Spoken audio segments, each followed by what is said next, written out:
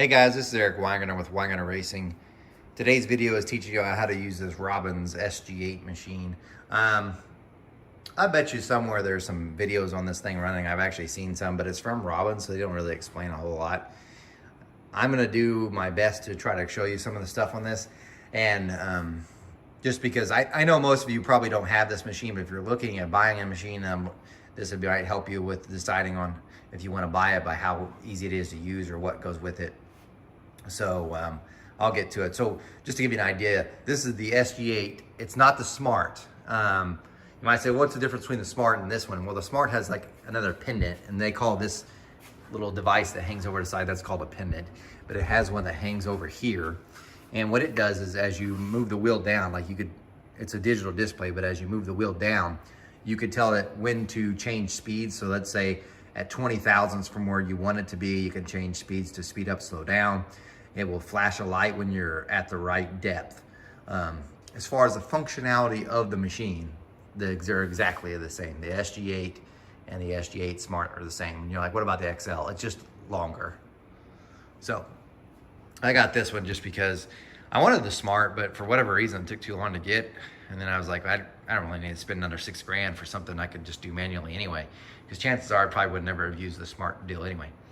So I will say I've done a couple upgrades and I will recommend for you guys with this machine, and that's this one.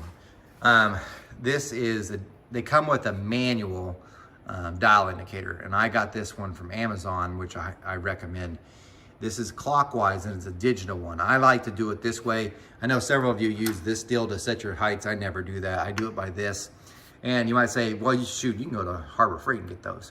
No, what you're looking for one is that records the memory. Here's what I mean. I'm not gonna redo this, but I'll show you in a second. When I turn this on, it's already memorized where it was, so watch this. Negative 579, that's where it should say, because that's where I was at when I cut the last head. It records memory, so after about 7 minutes it goes off, but when you turn it back on, it will be at the same spot. If you went to Harbor Freight and you got one, they don't record memory. What I mean by this is, if it turns off, you lost it. It's back to zero when you turn it back on. You're like, so what's the big deal? Well, if you cut a seat, and then let's say you got to take a phone call, and you come back to cut the next seat, but your deal went off because it's saving power, you now lost what your height was. You'd have to come back over, indicate off this one that you've cut, and then come back to this one. It's kind of a pain. So instead of having the manual one, they have this one. Now the Smart, and they get that Smart device, it's probably all digital and already has that whole information already saved at that point anyway. But get that. Even if you had a Rottler SG7, that's what I had before, I highly recommend that. So what we have here is a big block head, and so it sets up a little bit different than the rest. So I'm gonna show you through that. I got this. This is the other thing I definitely recommend. This is the digital level that it has, and it doesn't require a battery. It's already wired into your system, but and it's dual axis, so it reads both X and Y, which is fantastic. But as you notice, it looks kind of weird how I have it set up, because I had a Rottler SG7 before, which was made by Robins, and it has this tool cabinet, which is 4 drawers. If you get the Robins SG8 now, they only offer 3 drawer. And I thought, now I need more space to hold all my fixtures and stuff, right? Well, I kept this one and got rid of the 3 drawer that came with it, because it had all my stuff and it holds more pilots, it's got more storage, and I want more storage. The disadvantage is this pendant for the level is actually supposed to be here. When they have a 3 drawer, it sits lower, so it's out of the way. So this bracket that you see here, this orange, actually came with the machine. I just adapted it so that it would move it back there. So it's kind of a pain in the rear because it's back there, but it is what it is. And I'll show you some of the other stuff. So there's the basics for it. How do you set up the level on an angle head? This part kind of sucks. With the Canyon one, you have to put a pilot in 2 holes. I'm only doing the intakes right now. And from what I heard, this is no longer available. I got this with my Rottler SG7. But I heard that they don't sell this anymore. This is the Canyon valve fixture. Essentially what you do is you slide it over, which I'm trying to do this at the same time, and you let it sit on the deck, and then you put your level on here, which I'll show you in a minute, and that's how you do it. However, it came with Robins comes with this, which is supposed to be their canted fixture, but no one, like the guy that tried training me, and he's totally cool, and don't get wrong by this, but he had no idea how this works either, and neither do I. So I don't know how this thing works with that, because it looks like I almost have to bolt it on it, which seems like a real pain in the rear. I wanted to be able to come off and on easy, hence this. By the way, even when I bought this thing, this canted valve fixture was like $400. So yeah, that piece of bar stock you see here, 400 bucks, probably because of the Rottler tax, or in other words, I mean to say is Rottler charges extra for anything. A light bulb would be 80 bucks. That's how much it was for the last SG7 I had. One light bulb for these deals was 80 bucks, the Rottler tax. Anyway, I'm gonna put the phone down, I'm gonna put the digital gauge on there so you can see how it actually works. Okay, so now all you do is just slide on that pin for this canted valve fixture, just slide this on. It doesn't really matter, but I have the guy with the Robins arrow facing me, and then you can look at your gauge. And it tells you your X and Y. So I'm only gonna adjust the X, not the Y, because I can't change that because it's on this fixture. So I'm just worrying about the X right now. And all I'm gonna do is simply, the way this fixture works is, this you can tighten down and you can turn it with this bottom knob here, and that will adjust see it's almost there. I'm looking at the top one to get to 0. Almost there, went too far. But what I'm gonna do, there we go. That's 0. Then I'm gonna tighten down my head, make sure everything's fine. Now I can't do this while holding the phone, so I'm gonna go ahead and tighten it down and show you it's all tightened down. Okay, and you might say, well, I forgot to mention what we actually tighten down. There's a clamp here on this side of the stand, and a clamp over here. So this one you tighten down so you can adjust it, but you should be tightened. Then you thoroughly tighten down this and this when you get to 0. Then you take off that fixture that you just saw me had, and you put it back on, but I'm gonna have the arrow facing this way so I can read Robins. And what we're doing is we're measuring the angle that's sitting this way, the canted part of it, how much angle it is. And now I have it at the X because it's facing that way, and it says 360, and you're like, what about the 0.22? Don't worry about that. It's not a big deal. You'll understand later. But anyway, I'm gonna take this off, and you put it right here onto your fixture here, and you try to get this to 360. So we're gonna go ahead and adjust that and get that straightened up. That way you're wondering about that 0.22. If you move it this way or something, you'll get to 0. So if you rotate it, if you just fiddle fart with it just a little bit, you can get it to 0. And then you can look at your angle. But I was just doing it for the sake of the video. I just had it right there. But really what you'll do is you'll turn it until you get it to where it says 0 and look at it. So that one's pretty close. So see what I mean? 361, this bottom's 0.002. So that tells me I need to be 361 here. So I'm gonna take this off. I'm just gonna put it here, because now I can adjust the head of the machine, which it's already adjusted anyway, but I'm gonna double check. I'm gonna show you. Okay, so now it's sitting on this pin, and if you look, I didn't adjust it at all. It's 361, if you notice the bottom is 0.004. Really, you're fine as long as you're within 0.005, because that's not much movement. I mean, that's very, very, very, very small. So I'm trying to say you're not gonna get out of round seat because of that far. Obviously, I like to have it at 0, but this is close enough for for this video anyway. So you can see 361, 362, it's going back and forth. Essentially, it's right. But how do we adjust that, in case you're wondering? Well, there are 2 clamps. This one right here, you would rotate that this way, left, and that will loosen this to allow it to move. And also, this clamp here, you would loosen it. And then you turn this knob to get it to read 361. And then you tighten it back down, because now the head's being secured right there, and you're set. Then now what I'm gonna do is I'm gonna move this out of the way and put it back over there. By the way, this whole digital display, I know you're like, I don't need that. I can just use this, the bubble gauge. You can. There's nothing wrong with that. It's actually a lot cheaper, because I want to say that was like 1,500 bucks.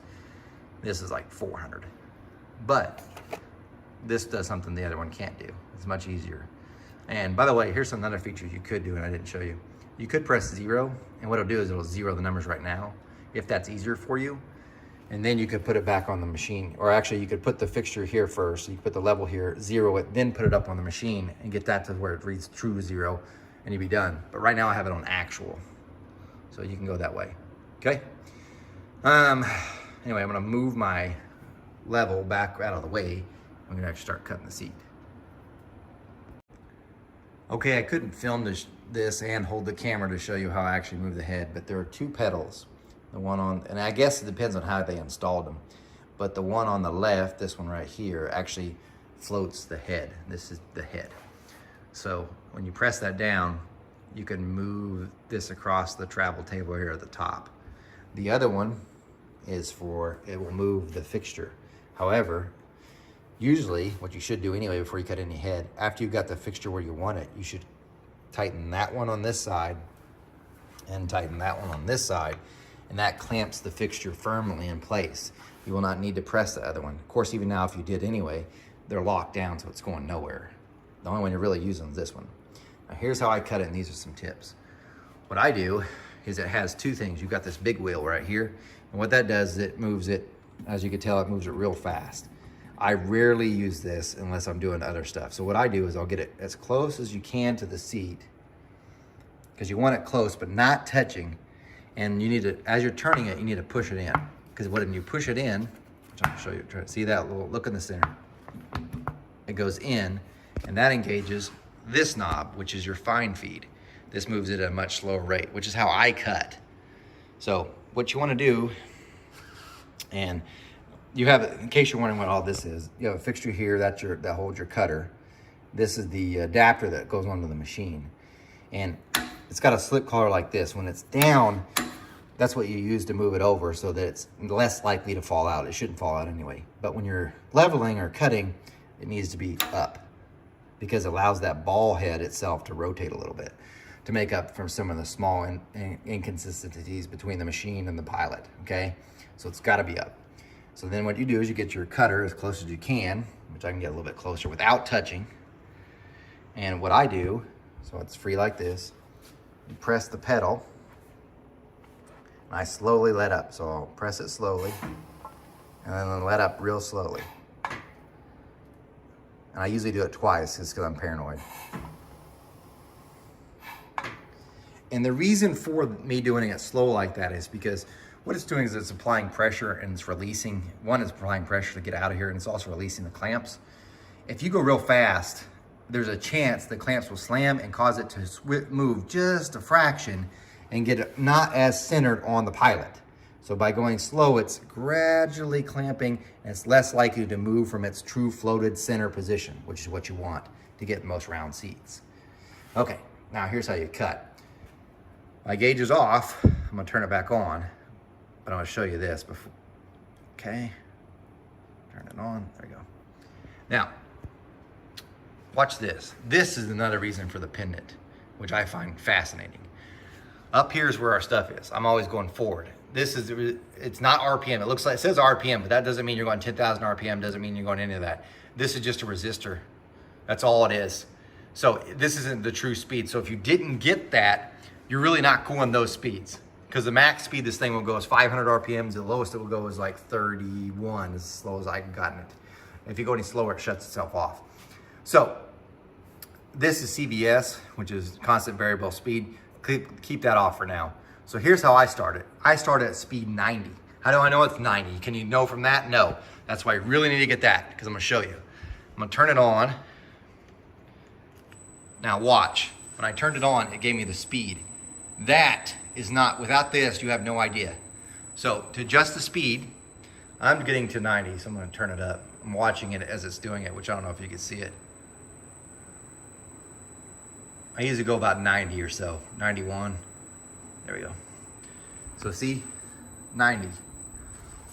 Not even close, up there.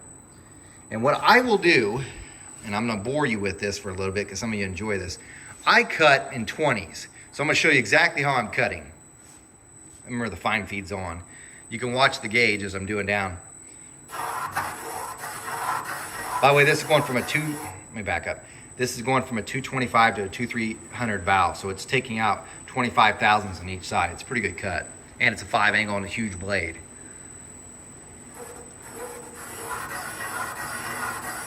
What I'm doing is I'll go to 80 and let it stop making noise. Ooh, we got a little bit of chatter right there. That's what that is, which we'll get to in a minute. Now I'm gonna go 60.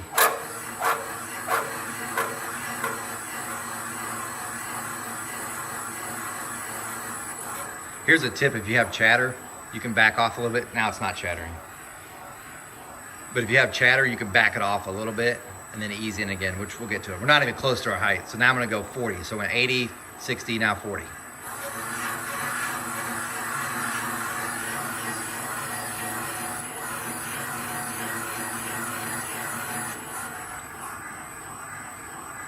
What you're doing is you're listening to kind of quiet. Once you're trying to quiet, now you can go on. So now I go to 20.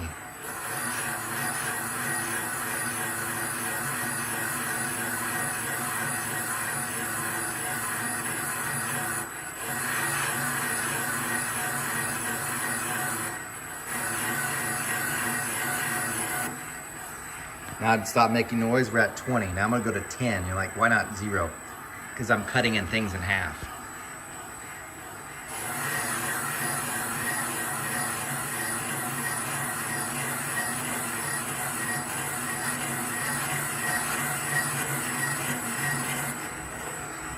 So now we're at 10. At this point, I slow it down. I usually go to 80. So I'm gonna slow it down just a little bit. There we go. Now I'm gonna go to 5 thousandths from 0.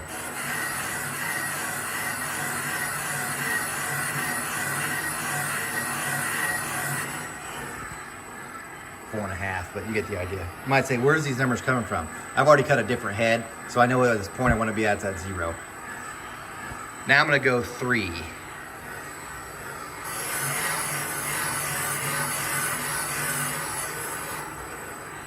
A little bit too far, 2.5. Now I'm gonna slow this down to 50. So I'm at 80, I'm gonna go to 50.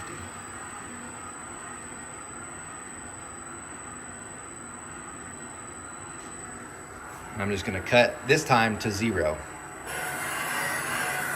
Usually I go 1, then 0, so I'll go like 1.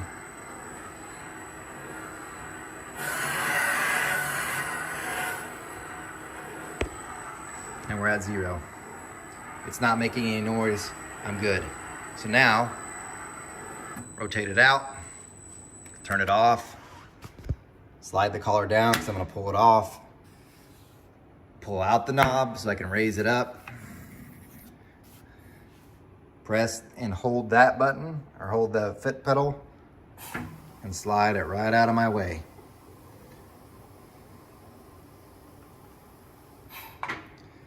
The seat is cut. So that's how I do it. And you might ask, where are all these like numbers like 80, 60, 40, 20, 10? Well, here's how I came up with it. I had cut on the SG7, which is a much smaller machine than this. The spindle's smaller, everything's smaller. So you couldn't just mow into it. You couldn't just, and I know some people do that. You just bury it. I could never do that. If I did, you would get either 1, really out of round seats, or 2, you would have really, really bad chatter. So the way I've always done it was 80, 60, 40, 20, 10, 5, 3, 2, 1, and then 0.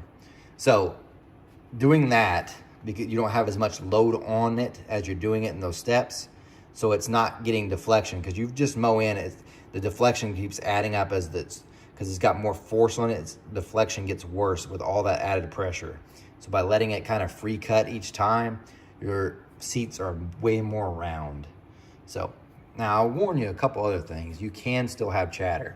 So if you have chatter, even if you're at the 50, go smaller, go all the way down to 40 or try 30. Remember, 31 is about the slowest you can go on this machine, and that will help it.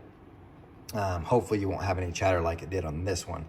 And usually it cuts really round seats when you do that. You're like, what about fast speeds? In my opinion, usually when I rather do fast speeds, the seats are typically out of round, and if they don't, they do have chatter. So I've never had luck going faster. So now there is one other thing. They have this, I'm gonna show you this constant varying thing, and I'm gonna show you what it looks like when it does it. I didn't use it on this because I didn't have to. I use this as my last resort. In other words, it's got chatter and I can't figure it out and it won't go away. I'll say for whatever it's worth, I've now cut 8 sets of heads on here. Whenever there's chatter, it's typically on the exhaust, the smaller valve, not the larger. I know that sounds weird, it just is. Typically the intakes come in much easier, even though I'm cutting out way more material. You would figure the exhaust would be easier, it's not. It just isn't. So on those, I typically have to use this CVS, because I could drop it down to 30 and it would cut and go, and it can't go any slower. So let me show you what this thing is. So I turn it on, and what it does is constant varying. It will speed up, slow down, speed up, slow down. So it keeps the harmonics out, and it cuts a really round seat as well. It makes the seats are perfectly round, and you're less likely to have chatter. It looks like this, so I've got it there. That way it'll show up on the screen when you have it on. See, right now it says clockwise. Watch this. Turn the knob. And by the way, you can't do it while it's running. It says CVS.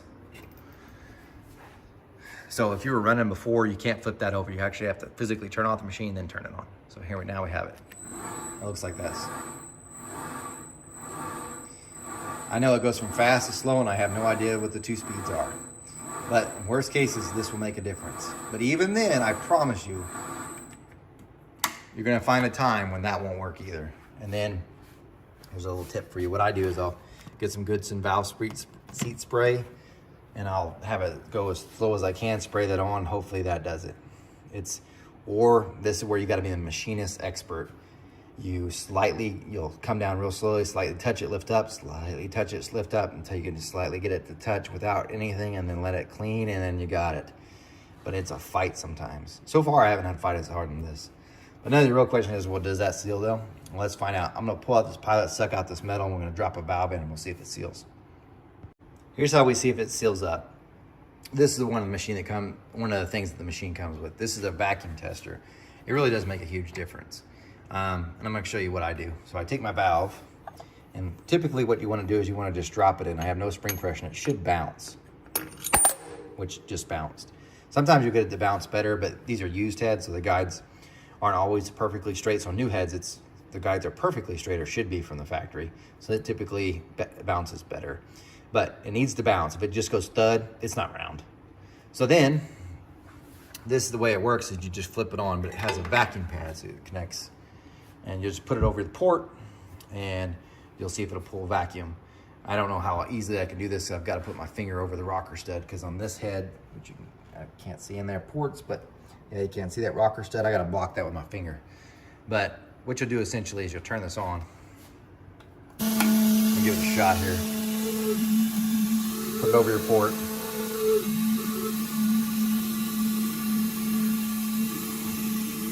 Can't do this with 2 fingers. There we go. And then you get it to pull vacuum. And typically I try to get it to pull as close to at least half a pound from perfect. It used to be 1 pound from perfect from the Rottler. But here's the other thing, like, that don't count. Okay, turn it off. That's sealed. The only thing pushing down on that's gravity. That air you're seeing leaking, that's from around the guide. That's good. You can get your run out tester all you want, but if it's doing this in a live engine with no spring pressure on it like this, you put spring pressure on it, and how many cycles did it already go through? You ain't losing power from this. That thing's perfect. Now, obviously, there's a bunch of these different ones you could use. These are run out gauges, and you put those on there and you can measure how much run out it is. But if it does that, you're sealed. I could put that run out gauge on, and it's probably going to be about around 1 or less. And that's typically when it does that, that's what it does. So, and by the way, think about how sensitive these have to be. If you wiggle this on the guide at all, it goes 1. So you got to be super smooth when you're moving it just to make up for that. At least mine. I know there's way better ones. Still, that's sealed. So that's all there is to it. Hope that gives you some good ideas and helpful hints on how to use this machine. So far, I've been happy with it. I can't say there's anything I don't particularly like about this thing right now, besides having to buy a different, which this really wasn't that bad. It was like 46 bucks on Amazon. It's from Clockwise. But, and I see it powered off because I spent too much time talking. But when I turn back on, it should be 579. 579. That helps you a lot. Anyway, just some stuff. So far, so good. You guys, hopefully take care. Remember, I'm No Superman. I probably should have showed you how to put this head into the actual fixture. So let me bear with you on this one. That might have been important. I just got to thinking about it and forgot. let me show you a couple things. You're gonna get these, and what they do is essentially they're gonna go into the bolt hole, but you just solve part of the problem. Don't ask me why they do this, but not all manufacturers have the same head bolt hole size cut out. So what you have is like, Robins has this one, and as you can see, it won't fit in that hole. And you're like, well, that's not where you mount it. No, you mount it on the end head bolt holes for a big block anyway, and they don't fit. So let me see if this one's loosened. Yep. What I did was I had another set and I had these cut down so that they would fit into that recess. Now you're gonna get these, I'm gonna warn you, see these Allens? They're for whenever you put a pin through. So because they're in there, I've got this top one that has to hold this one in place. I have to have it mounted like this. And the reason for it is this pin actually sticks up. So if you were to put that end down on here, it will rock back and forth on that little Allen. I don't want that. So instead, since these are screwed in because there's nothing in that hole, it will sit flat on the bottom there. So all you're gonna do is put your little dowels in, take your block, this part's smooth here. I mean, it's got a little divot there, but smooth, and just put it in here. You can get it to go in. There we go. That's how you get it to go in. Now you're gonna have to play with the position on where you want it. That's something you're just gonna have to mess with.